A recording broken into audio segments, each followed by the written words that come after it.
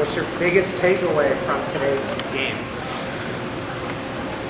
Regan Richardson, the great, is amazing. And those who can't see, she's a two-way player that's elite on both sides of the ball. They got to watch the tape. She's amazing. The Crown basketball team is very capable of digging ourselves out of holes. I think with the compilation of our roster, I can go to the bench and find an answer for any equation, whether it's how to stop somebody or how to be physical with a player, or if I need the IQ and intelligence of a player. I can go to my bench and I pretty much have the answer for everything anybody's going to throw at us. Congrats on the win tonight, Coach. Thank you very much. 81-72. High energy in the building tonight. A lot of intense energy in the second half, especially being tied at halftime. What needs to happen in the second half to achieve that 9th consecutive? We had to play defense. We had to really focus on defensive assignments.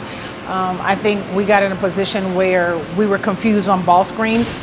So the players themselves, I'm not even going to take the credit. They come up with solutions and the best ways to play players for the personnel that are that's on the floor, and they go out and execute. I support them and I make changes if it's not right.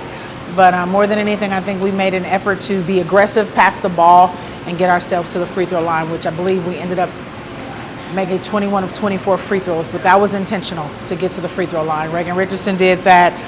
Deja Kelly sat and watched and kind of dissected the game a little bit. Then she was able to come in and hit good shots for us as well. But more than anything, by the end of the game, we led in rebounds, which we were down the entire game.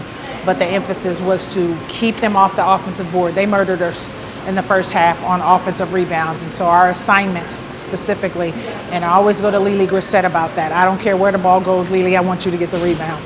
And she tries her best to do that. So I appreciate it. Thank you. You're welcome. KK Deans with 3 straight double-digit scoring performances.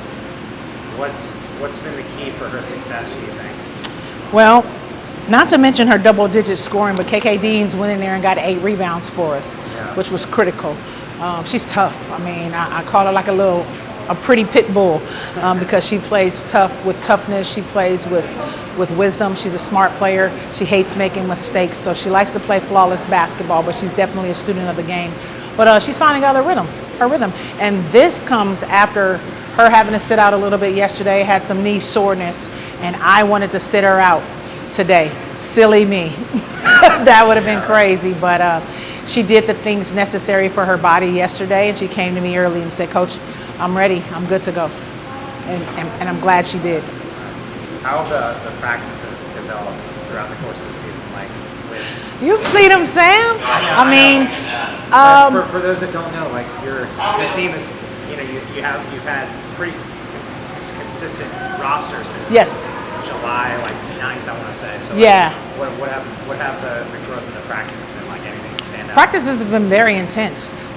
They always cut deals with me so they can be shorter practices, but they give 1,000%. I mean, from the time that we do our dynamic stretching to the breakdown at the end. I mean, we're going hard. We're battling. We're competing. They love to talk trash to one another, but it gets them hyped. We're trying to really work on the things that we want to perfect. It's not necessarily about the other team. Obviously, Coach MG does a good job of letting me know the personnel if it's not different from game to game.